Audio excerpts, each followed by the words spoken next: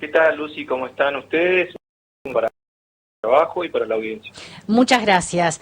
Bueno, analizábamos recién con Bermúdez y le decíamos que nos sorprendía un tanto su opinión porque fue relativamente objetivo, digamos, no hubo tanta crítica hacia este discurso de Guaidó. Y hubo algunos reconocimientos. Yo le pregunto a usted qué le pareció desde el punto de vista de un bloque opositor este repaso que hizo el intendente, donde quizás faltó un poquito hablar de proyección, ¿no? Lo que se espera para este año en algunos temas cruciales, excepto por allí habló bastante del tema transporte, que es algo muy serio a resolver. Bueno, en principio, creo que habló alrededor de una hora, hora y media, un discurso extenso. A mí en particular me gustan los discursos extensos y con contenido, y diría, para ser justo, que es un discurso en donde lo que se pone en relevancia centralmente es el presupuesto, es decir, los fondos que se destinan a obra pública. De hecho, comenzó, creo, si no me equivoco, con el anuncio de que había tomado la decisión de incorporar 5.000 millones de pesos más a el presupuesto de obra pública aprobado el año pasado por este Consejo. Sí. Eso nos parece una decisión importante. Lo que sí queremos poner de manifiesto es que eso se da y es posible justamente porque se ha reactivado todo lo que es la cuenca de Vaca Muerta y eso repercute en las regalías provinciales y lo que la provincia coparticipa con los municipios. Uh-huh. En particular, ese es un elemento importante, es decir, lo que tiene que ver con el Plan Gas, que es una decisión del Estado Nacional a través de la Secretaría de Energía, y poner en marcha toda esta situación saca de alguna manera a flote a la provincia y repercute positivamente en los municipios. Por otro lado, si bien el intendente lo mencionó en 2 o 3 tramos de su intervención, nosotros quisiéramos poner de manifiesto, es decir, hay un gran aporte. Te diría que el 95% de las obras que se realizan en la ciudad y en la provincia se hacen con fondos nacionales.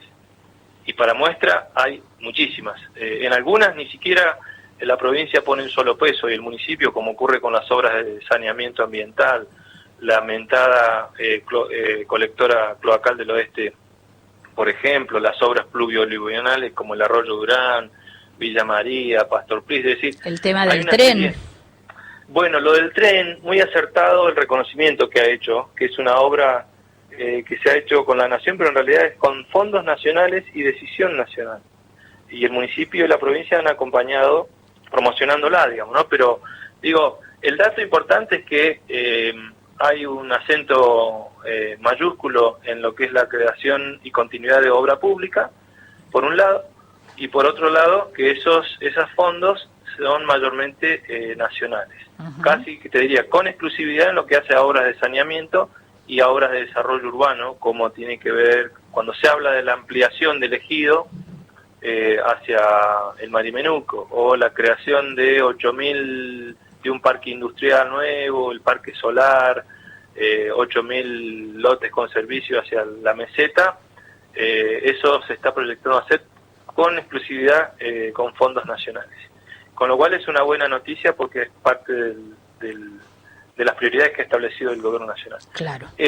Y, si me permitís, muy sintéticamente, en lo que hace a cuidados ambientales, diría que ha sobrevolado a vuelo de pájaro la cuestión del cuidado ambiental, y en materia de servicios públicos, reconozco, es decir, son temas trascendentales, el contrato del EPA, la renovación de la empresa, el contrato de transporte público de colectivos, como para aunar en detalles, pero son, te diría, el contenido prioritario de la agenda de este año. Exacto. Con respecto al contrato del EPAS, ¿ustedes lo van a intervenir de alguna manera? Porque se dice que está redactado con poca intervención del municipio, digamos.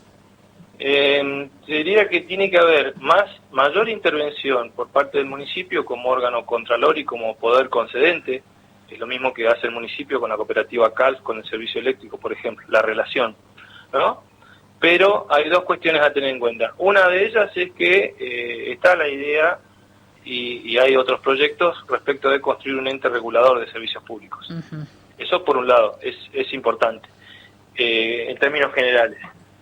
Y por otro lado, la firma, el análisis y aprobación del contrato con el EPAS. En este punto, a nosotros nos parece fundamental. ¿Por qué? Porque hasta ahora la ciudad ha mirado al río, pero a los mismos ríos, Neuquén y Limay, en el que vierte los líquidos cloacales, claro, por falta de obras de la provincia, que tiene el servicio a través del EPA, ¿no? Fíjese, Ente Provincial de Agua y Saneamiento. Exacto. Bueno, tenemos dos problemas, Lucia, allí, como puntos críticos. Uno es que en la ciudad de Neuquén, la cabecera de Vaca Muerta, esa ciudad del 1.000.000 de habitantes que se piensa, tiene muchísimos barrios con problemas de agua potable en la red.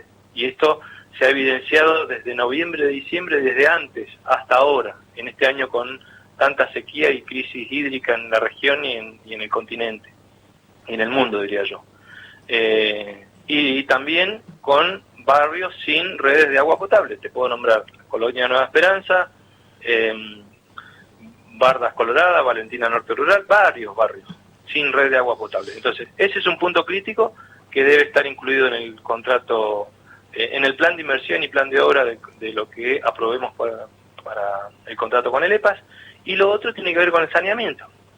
Te decía, Neuquén es una ciudad que mira al río Limay y al río Neuquén, pero con vergüenza, porque son esos mismos ríos los que son contaminados por, te diría, el 80% de la contaminación que tiene el río Limay y el río Neuquén proviene de un solo lugar, que son la inexistencia de cloacas, es decir, materia fecal que se vuelca cruda a la cuenca de los ríos. ¿Por qué? Por falta de obra. ¿Por qué? Porque no ha habido decisión. ¿Por qué? Porque no han querido poner, por parte del Estado provincial, es una política distintiva del MPN, los fondos para que no haya este grave problema de contaminación, que en definitiva es un problema que hay que resolverlo porque es cuidar a la comunidad. Uh-huh. Marcelo, ¿hay algún plazo para aprobar este convenio, este traspaso? Porque la verdad que son temas que requieren de soluciones urgentes en muchos casos. No hay un plazo, te diría un plazo desde lo formal. Te diría que sí hay plazos desde lo político. Ya hay un marco regulatorio del EPAS, y lo que falta aquí es la decisión. Bien. Y los fondos. Así como la provincia y el municipio no ponen un peso para hacer obras de saneamiento y lo pone, son fondos nacionales, necesitamos que empiecen a tener mayor presencia tanto en los fondos como en la planificación y la aprobación de un contrato para que el EPAS preste un servicio en la ciudad, concesionado por el municipio como es la ciudad capital, la capital de la Patagonia, digamos, es muy importante. Y nosotros esperamos que pueda eso realizarse, te diría, de mínima en el primer trimestre del año y de máxima dentro de los primeros 6 meses. Bien. Te voy a mencionar un tema que entiendo que no está en la agenda pública o al menos en los sitios más relevantes, pero es un problema que habitualmente y a diario enfrenta el vecino. Tiene que ver con el estacionamiento. Por empezar, bueno, cada vez tenemos un mayor parque automotor, cada vez hay menos lugares para estacionar, hay cuadras donde directamente no se puede porque donde no hay carga y descarga hay un hotel, hay un garage, sí. Hay, bueno, etcétera, no hace falta que detalle demasiado. Y además tenemos el cobro del estacionamiento que muchas veces por 3 minutos tenés una multa en el parabrisas, muchas veces se judicializa al vecino con honorarios realmente onerosos. ¿Cómo se puede empezar a estudiar este tema para hacerle un poquito más fácil la vida, ¿no? También al vecino y que no impacte tanto en el bolsillo? Porque me parece a mí, al menos, el estacionamiento medido no resolvió nunca el problema del estacionamiento en la ciudad. Mira, es una pregunta muy interesante porque si tuviéramos en penales, diría, le pegaste al medio, fuerte y al medio. Dos cuestiones explican el estacionamiento. Primero, una de ellas es que Neuquén, como la provincia, está gobernada por una serie, te diría, de actores políticos en donde predomina los negocios, tanto con los negocios con el Estado, ya sea con la obra pública como con los servicios. Entonces, eso se armó como un negocio para determinado grupo de empresas en la que coparticipan determinados actores políticos del partido, del Estado provincial y municipal. Ese es un tema que habrá que desarmarlo, esperemos en los próximos meses y años, digamos, ¿no? Por un lado, es un perjuicio para la comunidad y un negocio para unos pocos. Carísimo, como vos bien lo describiste, inaccesible, etcétera, etcétera. Injusto, con el tema de las multas, etcétera. Y por otro lado, tiene que ver con el mal servicio de transporte público que se brinda en la ciudad. En los lugares donde más se usa el vehículo particular es donde peor funciona el transporte público. Entonces, Neuquén tiene un transporte público caro, con escasas frecuencias y con unidades que no son de calidad para el alcance del conjunto, acorde a lo que la sociedad requiere. Entonces, fíjate vos, es decir, pensemos en esto. ¿Por qué digo? La ciudad de Buenos Aires es una ciudad donde hay millones de personas y millones de vehículos, pero no todos se trasladan en los millones de vehículos al centro. Claro. Y así todo funciona. ¿Qué quiero decir? Para poder descomprimir el uso del vehículo particular en una ciudad como Neuquén, hay que mejorar el transporte público, tanto de taxis y remises como el del tren, que va a alivianar bastante. Calcular cuando el tren está uniendo, digamos, pero cuando ya se constituyan los apeaderos, que son 5, y además hemos planteado ojalá la posibilidad de que se incorpore un vagón con bicicletas, eso va a ayudar a, digamos, que a desalentar, digamos, que el uso del vehículo sea el transporte más seguro y por excelencia para los neuquinos y neuquinas y las ciudades del Alto Valle, teniendo un transporte de tren, digamos, que una ya Neuquén con Plotier y más adelante con seguridad va a unir Cenillosa con Roca y Villa Regina. Eso va a desalentar mucho el uso del vehículo de ciudades aledañas. Ampliando la red de ciclovías y bicisendas. Eso, para quienes vivimos aquí en Neuquén, y me hago cargo, tenemos que empezar a usarlo con más frecuencia, ayuda también a construir otro tipo de intermodalidad en el transporte público-privado en la ciudad y descomprime el uso del vehículo. Y te diría, es un problema fácil de resolver, pero como parte de una problemática compleja. ¿Por dónde se comienza? Bueno, poniendo fin a determinados negocios que son usurarios y perjudiciales para nuestra comunidad, que es analizar con lupa el contrato, el contrato que tiene la empresa del CIEN, y por otro lado, en esta oportunidad hermosa que tenemos, que es renovar el contrato de concesión de transporte colectivo de pasajeros,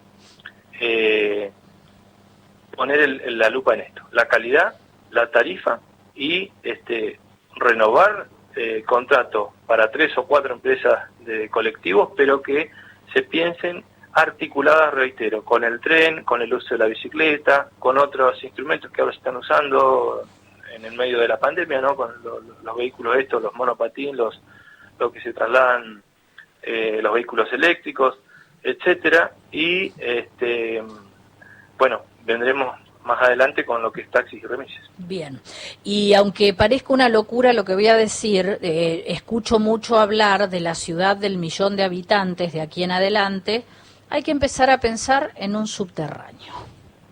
Mirá, no es una locura, es sería un instrumento perfecto en esto para poder sumar una modalidad más. Hoy parece una locura, pero bueno, Neuquén hace 114 años, también quienes pensaron y soñaron, hubieron muchos que pensaron que esto era una locura. Es posible y va a ser necesario, reitero, hoy de tener, fíjate vos, taxis y remises más colectivos, tenemos que ir a una modalidad, a una intermodalidad complementaria de distintos vehículos, digamos, que permitan ejercer el transporte público. Hacia adelante no es una locura pensarlo, ojalá, pero bueno, Neuquén es una ciudad que tiene, por ejemplo, para poder pensar hacia esa proyección, y sería interesante que establezcamos un contrato social, todos los actores políticos y sociales, y que en los próximos años no haya, por ejemplo, familias que vivan como en el siglo XIX, sin agua potable y sin gas, Claro, sí, sin luz eléctrica. hay prioridades. Hay que avanzar en eso, en el completamiento de redes de servicios, ¿no? Y a partir de allí, una vez resueltas esas desigualdades extremas, poder proyectarse hacia otro tipo de servicios. Muy bien, muchísima tarea por delante. Marcelo, muchas gracias por este contacto. No, el agradecido soy yo, bueno, a disposición como siempre. Muchas gracias, hasta cualquier momento. Hasta luego.